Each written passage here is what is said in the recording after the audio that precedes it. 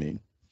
Right. Because it's a heavy thing here. But here's the Nine of Cups. That's about a very sensual relationship. But it's cups again. It's cups. It's cups. Cups. Every time I get a card here for you, it's cups. It's telling me that Hmm. the page and the knight, they're telling me that there's something new coming your way. Okay. So, you know, that I can't, barely knowing you or the situation, I certainly can't advise you, but you keep an eye out, because here's the Nine of Swords. It's a very sorrowful situation right now, right? You're not happy. Right. Right. That's like the Nine of Swords and the Three of Swords are truly unhappy. But yet other cards indicating the future are happy, and they all center around romance, like the Nine of Cups I was telling you about, or the Ace of Cups and the Knight of Cups and the Page of Cups. These are all. I'm just seeing happiness romantically in your future. How you get there is not something that I can advise you on. You know what I'm saying? Yep. But you know what I mean. So. I do. But like I said, most people know what they want when they ask a question like that. Right. Like, say, if the Right. question was, if I stay with this person, what will my life be like? If I leave, what will my life be like? But I think these cards are answering that there's good stuff in the future, and everything relating to now is sorrow. Here's another one. There's a Oh, Five of Coins. That's about money problems and sadness and woe, followed by the Ace of Cups, which is about romance. See, now you're okay. not being treated well in this relationship, are you?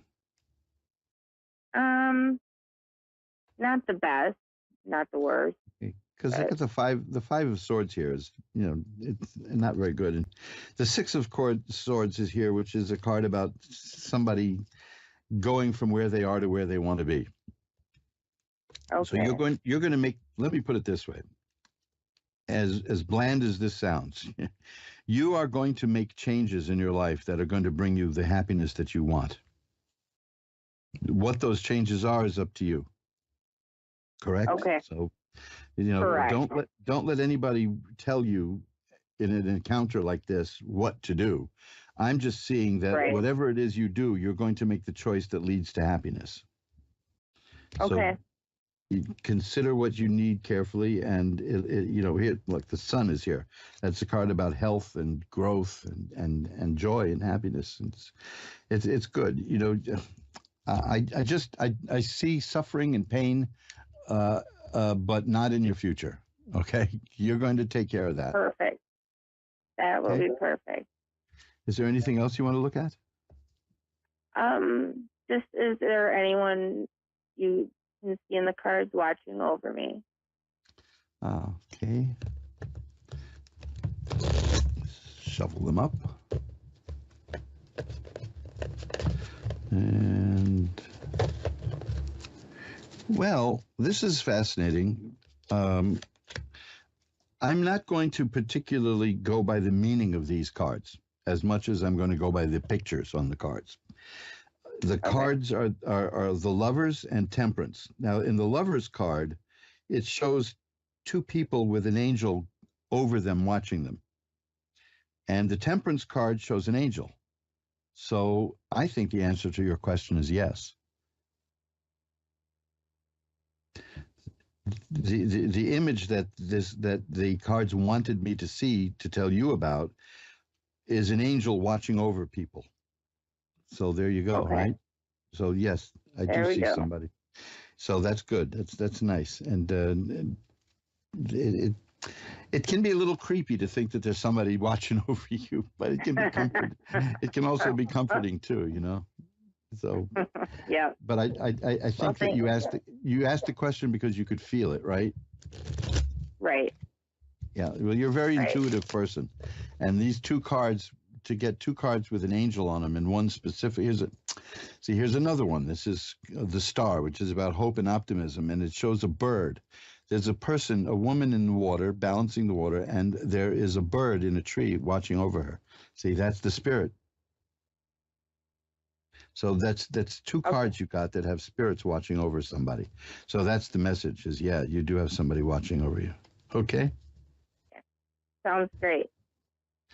Okay. Well, thank Well, you. thank you for calling. And Yeah. I will light a candle, and we'll send positive energy your way. How's that? Thank you so much. My pleasure. Bye-bye now. All right. Have a good night. Bye-bye. Thank you. And folks, that's it. We've come to the end of another edition of Reverend Elliot's Magical Whatnot, where we get together and we look through the tarot cards. And oh boy, I've got a lot of stuff to tell you about, but I've only got a couple of minutes left. There's a new book up at Amazon, not by me. It's a reissue of a book by Upton Sinclair with a foreword by Albert Einstein. Yes, that guy, Albert Einstein. You know, there's a very funny story about Albert Einstein. It's funny if it's true, but there was a guy in America called Petrillo, who was the head of the musicians union. And one of the things Petrillo did was he called a strike. He called a recording strike. And for a period in the late 40s, nobody made records unless they were like a self-contained group. So you'll get recordings by the Mills Brothers because they were just 3, sometimes 4 guys with a guitar. And you got choir recordings, but he called a musician strike. And I used to wonder, there were jokes in the Warner Brothers cartoons where Bugs Bunny would say, I sure hope Petrillo doesn't find out about this. Well, there was a benefit for the musicians union, and Petrillo played the trumpet. And Oscar Levant was playing the piano. And in this trio, Albert Einstein played the violin. And they couldn't get their timing right. And in exasperation, Petrillo turned to Einstein and said, geez, Einstein, can't you count? Well, to me, that's funny anyway. But you see, even Einstein is not an Einstein all the time. But he wrote the foreword to this book. And it's called Mental Radio. And these are tests that Upton Sinclair did, definitive tests that he did with his wife to show that telepathy is real. This is what we talked about, like with hunches, for instance. It shows about that. But you see, it was a highly attacked book, but his methods stood up. People thought it was wrong that it was his wife who took part in the experiments with him, but that's kind of silly. It's because somebody had to do it, and it's just a fascinating book that helps prove the existence of mental telepathy.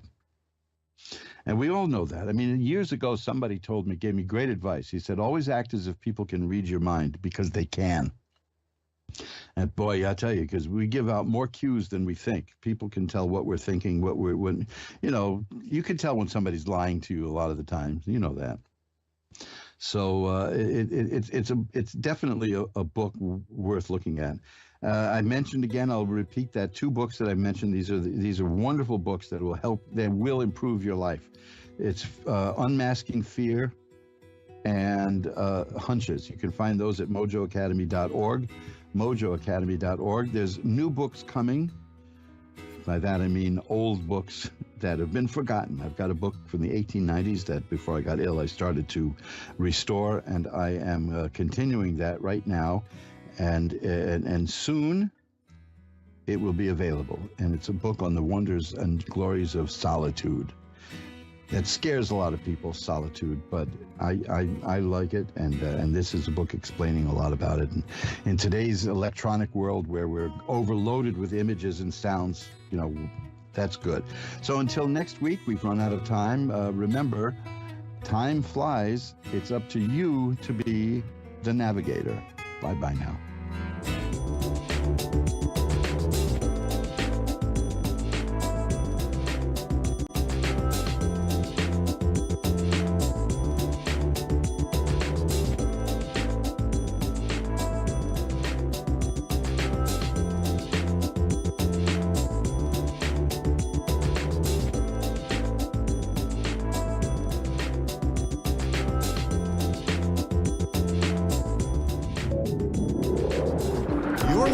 to A1R Psychic Radio, Earth's #1 psychic radio network, and watching Moonstruck TV, enlightening television. Welcome. Time for New York City Celebrity Psychic with Perry Lyons. Perry Lyons. Live from PerryLyonsBrilliance.Wixsite.com/Perry Lyons. Connect direct. In North America, dial 888-454-2751. In London, 20-3519-2158. In Sydney, dial 02-8488-3147. Or online, contact us through our Facebook page, facebook.com/psychic radio. Or one of our websites, askoneradio.com or moonstruck.tv. This is New York City Celebrity Psychic on A1R, the Ask One Radio Network. Hello, my cherished duckling. So happy you're here. I'm Perry Lyons. This is Perry Lyons, New York City Celebrity Psychic. Well, by this, I mean me, but this whole thing. You get it. The AC just broke, so I'm schwitzing. I'm also going to, I usually use a blue spotlight and like a sort of trumpet to do this, but I'm going to take off my, I have a bathing suit on. I just got back from kayaking. I'm very happy to be here. I am here. Whew, there you go. How often do you get a psychic reading and a striptease in the same segment? I'm here to take your calls, and we have a evidential, at least 90% accuracy rate. So you can trust me. And I'm here to take your calls about your deepest, most cherished and vulnerable questions, because you can trust me. I trust you. So I'm sitting here waiting for your calls. And meanwhile, I'm going to do two things. I'm in my 100-degree apartment. I'm going to show you my hydrangea. Isn't that nice? And three things. I'm about to do the tarot psychic weather for the week. Before I do that, I'm going to tell you a little bit more in the history of psychicness. And this is about the Fox sisters, who are two little girls who were born in Valley Cottage, New York, but then their family moved to like the Erie Canal area when they were 8 and 9. And that was it was kind of, well, everything was deserted in the 1840s and 50s. So, but one night, one of the little girls started to hear, she would ask a question out loud and she would hear knocking as an answer. So she and her sister decided to ask more questions and ask it to knock once for yes, two for no. And they developed this relationship with what seems to be a poltergeist or some sort of spirit, or maybe they're just imagination in the walls. But they got so conversant with it that neighbors would come around to sort of listen to this phenomenon. The girls would say, you know, they called this thing Mr. Splitfoot. That's the name they gave to the thing that knocked on the walls in answer to the questions. Mr. Splitfoot is going to thunderstorm this weekend. One knock, no. Mr. Splitfoot, am I going to grow up to be rich and famous? 2 knocks, yes. Which was a surprise. That'll come in a minute. And because there was no TV, no internet, and almost no entertainment, unless you count sort of embroidery, people would start showing up at their house and they'd start asking questions. And first little girl would answer, they're the Fox sisters. For some reason, because I'm so hot, despite all my research, the names have just gone straight out of my head. So Fox Sister 1 would be able to sort of tell the fortune of their neighbors and describe things that were true, but they shouldn't have known about. Now, whether this was supernatural or was just, you know, the gossip that happens in a small town in the 19th century, who knows? But soon their fame sort of spread far and wide, and they got a reputation for being incredibly accurate. And then they got sort of discovered, and they would do these lectures and be on the vaudeville circuit, and got much wider known than one would expect with 2 little girls from upstate New York in the 1850s. And these 2 little girls, the Fox sisters, became the accidental founders of an international movement called spiritualism, which still exists today, but I can't even tell you how huge it was. It was bigger than the Kardashians. It was bigger than anything you can imagine. Spiritualism, starting in 1850s, was not only about them receiving sort of answers from Mr. Splitfoot, but they would also, oh, hi, Kathy in Norwalk, California. Give me 3 minutes. I'm going to finish the story and just do the psychic weather. Meanwhile, Kathy, what I'd like you to do is what I ask all my beloved, cherished ducklings to do while they're waiting for their reading, which is to breathe in deeply and then breathe out like this, like you're blowing out a birthday candle. That stimulates the vagus nerve, not the vagus nerve, which is entirely different. So thank you for doing that. I'm just going to be about 2 more minutes, and I'll be right with you because I'm already getting information for you. So the Fox sisters started going these lecture tours, and they started to seem like they could communicate with the dead. And as they got more and more popular, their popularity coincided with the Civil War, during which so many Americans were so bereaved. My family, too. We fought for the Union side. Yes. In fact, my ancestor won a Congressional Medal of Honor at Gettysburg. I'm proud of that. So people were really, really anxious to talk to their loved ones they'd lost in this war. The spiritualism really gained a huge foothold after from 1860 on, and from 1865, it really took off. The Fox sisters continued to give lectures, do readings, were in the vaudeville circuit, became very rich and famous. There you go, fulfillment of that prophecy. Arthur Conan Doyle, who invented Sherlock Holmes and wrote up the Sherlock Holmes stories, was a big believer, and spiritualism became this huge, huge thing. And today you can still find spiritualists who talk to those who passed. I talk to those who passed, but I'm not a spiritualist per se. It's just dead people showed up and I had to be polite. But it's a fascinating movement, a fascinating story. I'm not really doing it justice, but I want to sort of get on to the next thing. But one thing I just found out is the house I grew up in, Valley Cottage, New York, was where the Fox sisters were born, and that was one haunted house.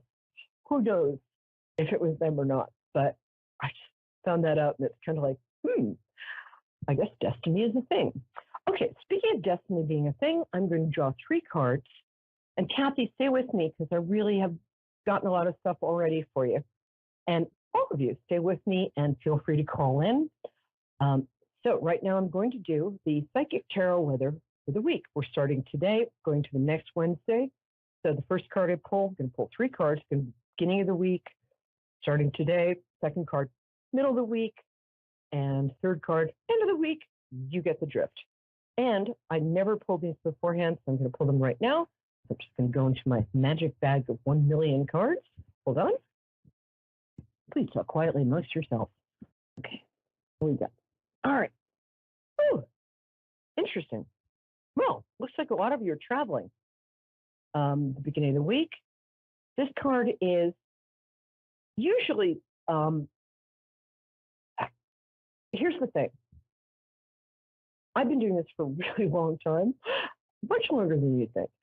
And for me, this card usually means a short trip, often to New York, California, Florida, England, or France. I don't know why it works out that way for me in personal reading.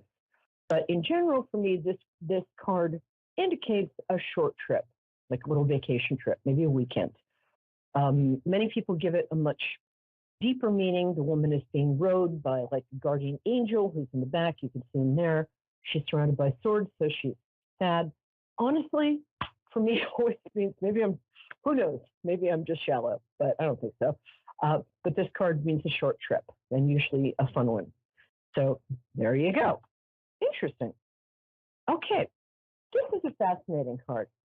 The beginning, this is for the middle of the week. When you look at this card, it says somebody in a dark cloak.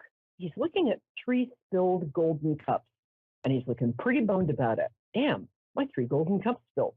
However, if he turns around, he will see he has 2 upright filled golden cups. What this card does is to sort of caution you against the thing we all fall into, which is like looking at what's not working instead of turning around and looking at the full golden cup, which is what is working. So if there's a situation in your life that's kind of bumming you out and you feel like, put me in that, just turn around and look at what's working, because there's nothing better than gratitude and appreciation and noticing what you already have, including the ability to walk, the ability to see, the ability to breathe, all of those good things. And often there's, even in difficult situations, there's always something working. Ooh, interesting. Okay. And the third card. Third card, the Eight of Wands. The wands are flowering wands, so that means stuff is happening. This card often means that you have a lot of irons in the fire, or a lot of stuff feels up in the air. Maybe you're submitting your work to 8 different publishers, or maybe you're applying for 8 different jobs, or maybe you have 8 different boyfriends. And if you do, tell me your secret, because that sounds tiring. But eventually, one of these, or 2 or 3 of these sort of arrow-like things is going to hit its mark. You're going to get what you want. Don't give up just because things seem like they're up in the air. Whenever I get this, always the case. Somebody has a lot of irons in the fire. They're trying a lot of different things, but 1 or 2 things are really going to land, and there's going to be success. So I love doing that. Kathy, so that's our psychic tarot weather, or tarot psychic weather, or just weather. Kathy, are you still there, my darling? I'm still here. Yes. Oh, bless you, my child. Oh, so nice to hear your voice. How are you? I'm good. How are you? I'm awesome. I'm all in shape from kayaking today. Yay! But so tell me your birthday. That's how I like to connect with people. And then tell me your question. So what's your birthday, my angel? Okay. I was wondering if there's any. Well, my mom asked the question if there's any spirits in my house. Well, first I like to connect to people by having them tell me their birthdays. So just tell me your birthday first, and then we'll dive into that. Okay, it's March 12th, 1983. Oh, cool. Oh, we're really close together. I'm March 18th. Rock on, Pisces women. And you're in the Scorpio part of Pisces, which is the most powerful. So I bet you're a badass. Your mom wants to know if there are spirits in the house. I don't know if spirits is the word I'm looking for. You've noticed some stuff, like keys moving, things moving, lights flashing on and off. Is that correct? Yes, but the flashing of the lights. I'm sorry, say that again?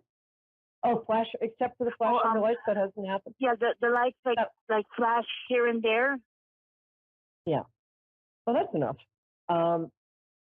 Okay, so it feels to me like, here's what I suggest. A lot of people burn this herb sage to cleanse their house. I don't find sage powerful enough. So there are 2 things I do if there's a spirit. I think there are 2, I'll call them entities, spirits, whatever you want to call them, 2 in your house. They're benevolent. They don't wish you harm. They just want your attention. One of them feels like it's a relative. It might be your mother's grandmother. Is your mother's mother still here? I think she is. So I think this is the grandmother. No, she's not. Okay. In that case, I think it's your mother's mother, who is a very powerful person and had a lot of personality, a lot of character. So I think, your mom can talk to the spirit in the house and say, "Hi, Mom. Thanks for being here. I'm glad you're here. And you're welcome to contribute, but if you could stop moving stuff around, that would be nice." The second spirit, I'm not getting a clear read on. What? Oh, do you see us moving to a different area? If you tell it to, yeah. I can tell you what to do to ask it to very calmly leave. What you're going to do, it feels like 2 female spirits in the house. They're both fine. Mm-hmm. One of them's kind of active. One of them's kind of a repetitive spirit. I don't think your house is that old, right? Maybe. Mom, is our house real old? Like, I think it was built in the 40s. I think it was built like around the 60s. Okay, 40s, 60s. Yeah, it doesn't feel that old to me. So what you can do, two things, and I'm going to say this to everybody who feels that they might have an issue in this area, if you've noticed things moving or if something seems like it's playfully turning the lights on and off, whatever. First thing I do is tell them that you're grateful they were here, but they would be happier if they went into the light. What I'd like you to do is picture like a sort of glowing tube of light in the middle of the room, and you can tell them that it's safe to go into the light, that they'll be incredibly happy. Sometimes the times I've gotten rid of spirits in the house, there's this one house where this woman said she wanted a reading, but as soon as I walked in, I'm like, oh my gosh. It was a colonial, bear with me, it's a good story. It was a house from colonial times in Sleepy Hollow. And I went down to the basement, and there were two spirits there that hadn't left. One of them, I asked her, was this basement a bar in colonial times? And she said, yes, it was a tavern. And I said, and there's a little girl here, her name is Rebecca, and she's about 6, and she's dressed like a little colonial girl. And she said, oh, Becky, that was my imaginary friend. A lot of times children, when they have imaginary friends are actually spirits or ghosts. So with Becky, I said, why? I'm opening up the light for you. Do you want to open up the light for them? It's very easy. Just visualize it. And I said to Becky, I'd like you to go into the light to be able to see your mommy and your daddy and your dog. And she said, well, I'm scared because I'm scared mommy and daddy are mad at me because I broke a vase. And I said, trust me, they don't care. You're going to be really happy. And she was still a little afraid. So I turned to the bartender, who was still hanging out, hoping that the tavern would reopen because he loved being there. And the tavern wasn't going to reopen. So I said, would you mind taking Becky into the light for me? And so they both went into the light, and there was this, you could feel it. There was like this pop in the air. And the woman's cat went, wow, and ran up the steps. But so what you want to do is imagine a light and then tell both of them, ask both of them very politely to go into the light because they'll be much happier. And you'll be able to feel when they do that. You can tell them that anything they're worried about, if they're worried they can't go into the light because of something they did, tell them the light is filled with total forgiveness and everybody will be really happy to see them. That usually works. And you can thank them for being there, but tell them that you're fine. You don't need their help anymore. They can still communicate with you from the other side, but visualize the light like a tube of light, and you can order them to go into it. They almost always will, and you'll be able to feel like this sort of almost popping sensation. If for some reason you don't feel that popping sensation, I'm going to suggest that you get something called benzoin, benzoin. It's a resin. You can find it in Amazon. You can burn it in a little charcoal burner. It works much better than sage. It gets rid of everything. I inherited a house that had some spirits in it. I went around with a benzoin burner and I did the light thing. I sleep like a baby now. So try those two things. Try the light thing first. Tell me how it works. That makes sense? You want me to spell benzoin again so you can write it down and order it? It's like $9. Are you still there? Yes. Oh, good. Okay. So you're going to visualize a tube of beautiful light going up to the heavens. You're going to ask them to go into it. Kind of going to order them to go into it. They're going to go into it. 99 times out of 100, they do. If they don't, try the benzoin, benzoin. Just as a resin, you burn it in like a little charcoal incense burner. That gets rid of everything. End of. Any other questions, Marla? Or are we done? That help? Think you can do that? I know you can do it. You're Pisces. Pisces women, we all have the gift. You have the gift. You can do this. How does your mom feel about that? Hi, Mom. Kathy, are you there? Okay. Well, I guess that worked. I guess that worked for Kathy. Thank you, Kathy. Thanks for calling. And we're going to get to our next caller. But first, I'm just going to say hi. Danielle. Oh, I love that name. Danielle, Hi. what a beautiful name. Hi. All right, my love, thanks for having me your voice.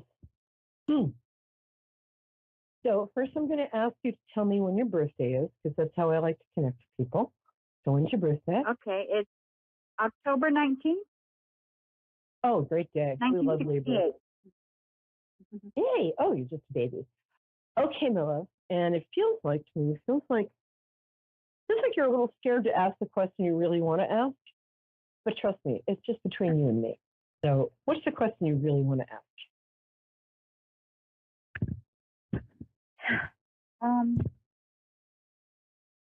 I guess basically if my love is around and keeping an eye on me.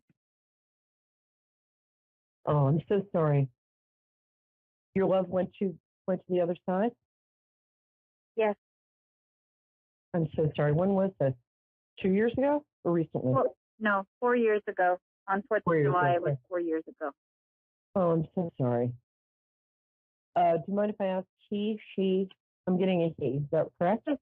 It's a he. Yeah. Oh, I like him. What's his first name? Shane? I'm sorry, Change, did you say? Shane. I'm sorry, it's Shane. Oh, Shane. Oh, I love that name. Like the movie. Shane, come back, Shane. Literally.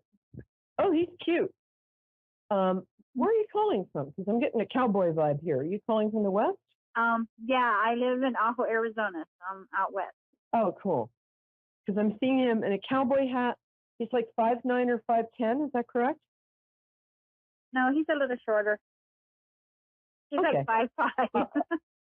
That's okay. Often when I get guys on the other side, they will lie to me about their height because they think they can get away with it. So yeah, okay. I got a little shorter, but when I asked him sort of psychically, he's like, "No, I'm 5'9". Okay, he was a jokester though, but he was not anywhere near that. Yes, and he is a jokester, and he's adorable. Does he have a dimple here? Yes, right very cute, but he knows it. Yeah, he does know it. He still knows it. Yes, he does. Oh my God, you guys met in a really cute way, or something happened. The way you fell in love was really cute. There's some story behind that. We knew each other when we were little kids, and he moved away. Yeah, I got that. And then we reconnected. We saw each other again. We weren't together for very long before he passed, but we reconnected again as adults. That's a real true love feeling I'm getting there. He's got a very boyish. Yes, he's my soulmate. Really I mean, we've been together many, many times. He's my soulmate. Yeah, I'm going to say yes to that. Yeah, and somehow I got the kid connection, and I love that you guys met together. He was not expecting to go, so if he was like visibly in your vicinity for the next year after he passed, it's because he sort of didn't know what had happened. Is that correct? That's what he told me in one of my sessions. He said that he stuck around because of what it did to me. Yeah, I see that. He's very apologetic. He's really grown a lot. And it's funny, I think he felt self-conscious because he didn't have as much education as his intelligence sort of wanted. Yes. So on the other side, yeah, he's very smart though. Very funny. Yes, but he was always very street smart and clever, but he just felt inferior because he was married before to someone else, and she kind of used that against him all the time. Yeah, well, only really mean, insecure, sick people do that. So F her. Excuse me for saying that, but no, so I don't exactly. think he went to college. Yeah, not a good person. Bit of a sociopath. Did he have 2 kids with her though? He didn't have kids with her. He had kids with other people, and she just kind of she wanted to dominate him. She wasn't very good to him. He was more like her property. He does have kids. Okay, I'm getting 2 kids. So whoever that was with. We didn't have children together, but he has 2 boys, and I have a boy and a girl. but he Oh, considered my kids his kids. Maybe that's because I'm getting a boy and a girl and 2 kids, so maybe I'm picking up on that. And then We're not gonna I get have into- 2 grandbabies. I have 2 grandbabies that I watch over, and I think that's probably what he's showing you. They live with me. He's And very much with him. One of your grandbabies, one's a little boy. Do you even No, name they're like both Rory or they're both girls? Okay. There's a really beautiful they're sort of both girls. old-fashioned name for one of them. no, they actually have, well, one's Nevaeh and one's Nareli. Oh, those are really pretty names. The first one is the one he's the most with. I don't think the second one is sort of speaking or anything yet, but they're adorable.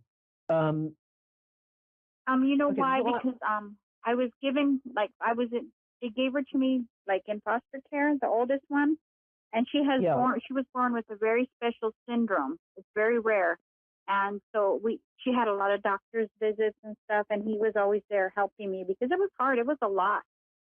We were very scared for her there at first, but she's doing really good now. Yeah, she's got a long, happy, healthy life ahead of her. And I'm not just saying that to make you happy. I'm saying that because it's true. And she's That's really great. I'm so glad. Yeah, and I love that he did that. And he's sorry that he left earlier than he meant to. We've got 2 minutes, so I'm going to talk to him for a second. First of all, he wants to thank you. You made him feel complete. You made him feel like a real whole person. You respected him as well as loved him. He had never really gotten that kind of respect from almost anybody before. You made him feel, there's so much gratitude and so much love coming from him. Can I ask you, did he have kind of a baby face? Was he kind of a cutie? Yes. Yes. And dark hair? Did he have darker hair and kind of? His hair like was medium? like a dark, it was darker brown, but he was very self-conscious about his hair, and he would always shave his head, and I hated it. Oh no, because he looked like he had bangs one time. I think that's really cute.